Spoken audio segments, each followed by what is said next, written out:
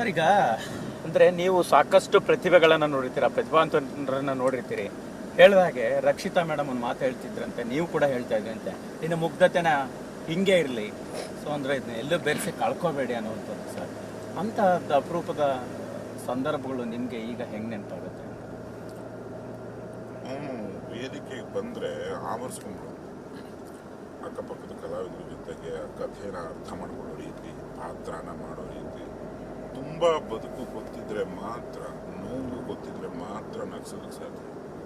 ಅದು ಏನೇನಿತ್ತು, ಎಂಥ ವಿಚಿತ್ರ ಕಲಾವಿದ ಅಂದರೆ ಆ ಟೈಮಲ್ಲಿ ಏನೋ ಒಂದನ್ನು ಸ್ಪಾಂಟೇನಿಯಸ್ ಆಗಿ ಕ್ರಿಯೇಟ್ ಮಾಡೋ, ಇಂಪ್ರಾಂಪ್ಟು ಅಂತ ಕರೀತಾರಲ್ಲ, ಆ ಥರದ್ದು ಎಕ್ಸ್ಟ್ರೀಮ್ ಟ್ಯಾಲೆಂಟ್ ಅವನು. ಈ ಮನದ ಕಡಲಲ್ಲಿ ಆ್ಯಕ್ಟ್ ಮಾಡಬೇಕಿತ್ತು. ಕಾಂತಾರ ಇದಕ್ಕೆ ಗಡ್ಡ ಬಿಟ್ಟಿದ್ದ, ಮತ್ತೊಂದು ಪುಟ್ಟ ಆಕ್ಸಿಡೆಂಟ್ ಆಗಿ ಮುಖದಲ್ಲಿ ಒಂದು ಗೆರೆ ಬಂದಿತ್ತು. ಅವೆಲ್ಲ ವಾಸಿ ಆಗೋಕ್ಕೆ ಟೈಮ್ ತೊಗೊಳುತ್ತೆ ಅಂತ ಹೇಳಿ 3-4 ತಿಂಗಳ ಹಿಂದೆ ಸಿಕ್ಕಿದ್ದ ಕೂಡ ಕಾರಗುಡಿ. ಅಲ್ಲಿ ಮುಗಿಸ್ಕೋ, ಯಾಕಂದ್ರೆ ಮೇಜರ್ ಫಿಲ್ಮ್ ಆಗುತ್ತೆ, ಆ ನಂತರ ನೋಡೋಣ ಅಂತಂದ್ವಿ. ಅದು ಮನದ ಕಡಲಲ್ಲಿ ಆ್ಯಕ್ಟ್ ಮಾಡೋಕ್ಕಾಗಲಿಲ್ಲ. ಈಗ ನೋಡಿದ್ವಿ ಈ ಸುದ್ದಿ ಬೆಳಗ್ಗೆ, ಇದನ್ನು ಹೆಂಗೆ ನಂಬೋದು ಅನ್ನೋದೇ ವಿಚಿತ್ರ.